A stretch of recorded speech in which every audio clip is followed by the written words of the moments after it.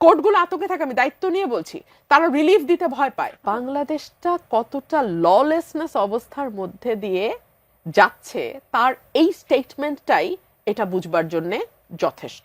আমরা ওসমান হাদির ঘটনাটা নিয়ে পুরো জাতি মর্মাহত, দুঃখিত, এবং এটি মানে নিন্দা জানানোর কোনো ভাষা আমাদের নাই। কিন্তু এই ঘটনাটি ঘটবার পর আরো কয়েকটি ঘটনা ঘটে গেছে। ওসমান হাদির এই ঘটনার পরে মানববন্ধন করা হয়েছিল। সেই মানববন্ধন থেকে ফেরার পথে দুইজনকে কুপিয়ে জখম করা হয়েছে। আচ্ছা, এর মধ্যে যখন ওসমান হাদির পুরো ফ্যামিলি ঢাকায় এসছে তার ট্রিটমেন্ট পারপাসে, তার বাড়িতে চুরির ঘটনা ঘটেছে। এবং একজন ছাত্রলীগের সাবেক কর্মী, মানে এখন যেহেতু নিষিদ্ধ ঘোষিত ছাত্রলীগ, আমি সাবেক কর্মী বলছি, নেতা ইনফ্যাক্ট, তিনি ফেসবুকে স্ট্যাটাস দিয়ে বলেছেন যে ছোট ভাই প্রোটেকশন বাড়াও। তিনি একজনকে উদ্দেশ্য করে বলেছেন যে এভাবে মোটর সাইকেলে একা একা ঘোরাঘুরি করো না, পরিণতি খুব ভয়াবহ হবে। এবং তিনি বলছেন যে রাজশাহী বিশ্ববিদ্যালয়টাকে আমাদের হাতে দিয়ে দাও, মানে রাজশাহী বিশ্ববিদ্যালয়ের যারা এই 24-এর অভ্যুত্থানের সঙ্গে যুক্ত তাদেরকে হ্যান্ডেল করবার জন্য এই বিশ্ববিদ্যালয় ছাত্রলীগ শাখার দুজন নেতা, তিনি এবং তার সভাপতি, তিনি সাধারণ সম্পাদক, তারা দুজন দে উইল হ্যান্ডেল ইট।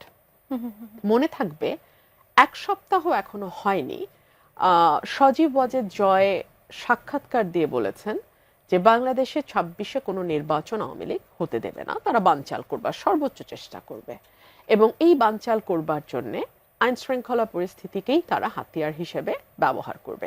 তো আপনি যদি ঘটনাগুলোকে মেলান, আপনি দেখবেন যে বাংলাদেশের আইন শৃঙ্খলা পরিস্থিতি, যেটা নিয়ে আপনি আমাকে প্রশ্ন করছেন, এই হাদির ঘটনাটার মধ্যে দিয়ে যে কতগুলো ঘটনা ঘটে গেল, সেটাই যথেষ্ট বুঝবার জন্য বাংলাদেশের আইন শৃঙ্খলা পরিস্থিতিটা কোথায় আছে।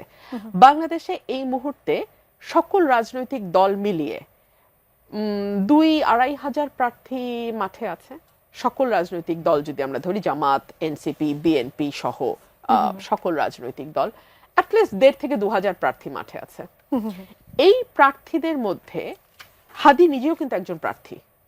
তো এই প্রার্থীদের মধ্যে আপনি যদি টার্গেট কিলিং করেন 20 থেকে 25টা, অ্যাটলিস্ট শুট করেন, মরা বাঁচা তো আল্লাহর হাতে, শুট করেন, আপনি মনে করেন 26 সালে একটা নির্বাচন হতে পারবে?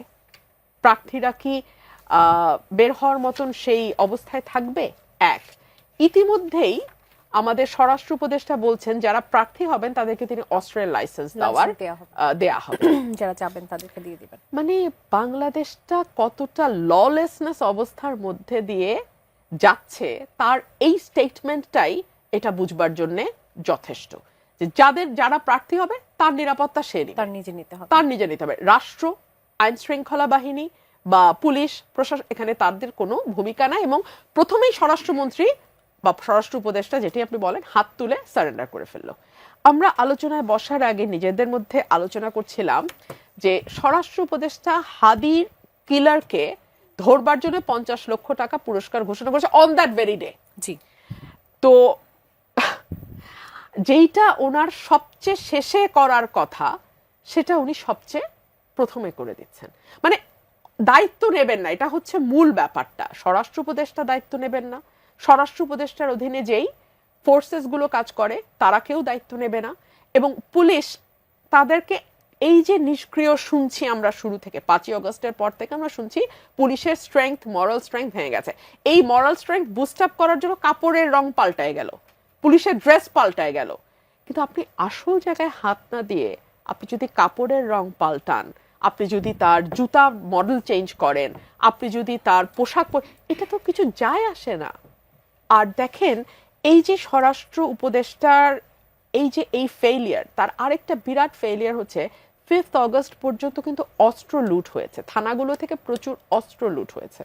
কতগুলো অস্ত্র জমা পড়েছে এবং কতগুলো এখনো জমা পড়ে নাই। সো এই অস্ত্রগুলো কারা ব্যবহার করছে, কোথায় ব্যবহার করছে? ওসমান হাদির খুনি হিসেবে যেই ছেলেটিকে সন্দেহ করা হচ্ছে, বা সিসিটিভি ফুটেজে যাকে দেখা গেছে, যার ছবি আমরা ফেসবুকে দেখেছি, সেই ছেলেটি কি করে নভেম্বর মাসে 3টা বা 2টা অস্ত্র সহ সে মামলার হয়ে কারাগারে গেল, 1 মাসের মধ্যে সে জামিন পায় কি করে? আমি তো সুপ্রিম কোর্টে রেগুলার প্র্যাকটিস করি, ন্যায্য মামলায় জামিন দেয়া হলেও অনেক সময় আজকাল বেঞ্চ ভেঙে দেয়া হয়। আমাকে বলতে হচ্ছে এ কারণেই যে কোর্টগুলো আতঙ্কে থাকে, আমি দায়িত্ব নিয়ে বলছি, তারা রিলিফ দিতে ভয় পায়। আবার জামিনের প্রসঙ্গ যখন এলো সেখানে তো আবার জামিন যে আইনজীবী করালেন সেখানে তো আবার বিএনপির নাম আসছে, যে সেই আইনজীবী হচ্ছে বিএনপি পন্থী আইনজীবী। তাহলে কি তার মাধ্যমে কি সঠিক তথ্য পাওয়া সম্ভব যে কেন তাকে জামিন দেওয়া হলো বা কার প্রভাবে দেওয়া হলো? এখন তাহলে তো আরো বিনীত ভাই বলতে হয়, একটা সময় আমরা দেখতাম যে আওয়ামী লীগের আইনজীবীরা গেলেই জজ সাহেবরা ভয়ে হোক ভালোবেসে হোক যে করে হোক চোখ বন্ধ করে জামিনটা দিয়ে দিতেন। এখন প্রেক্ষাপট পরিবর্তনের পর কি জামাত বিএনপির লয়াররা আবদার করলে সেটা শোনা হয়? এই প্রশ্ন আমি রাখি। কারণ আমার মতন লয়ার যখন যায় যে নিজের দল বা নিজেরও সমালোচনা করে কথা বলে, আমরা তো এরকম হরে দরে কশ্যপ গোত্রের মতো রিলিফ পাই না, বা আমাদেরকে 2টা মামলার বেশি 3টা মামলা রিলিফ দিলে বেঞ্চ ভেঙে দেয়া হয়। জি, আমার প্রশ্নটা হচ্ছে লয়ার নিয়ে না, আমার প্রশ্ন হচ্ছে মামলার মেরিট নিয়ে। তার মানে এই মামলাটিতে মেরিটে না গিয়ে আপনি লয়ারের পরিচয়ে গেছেন।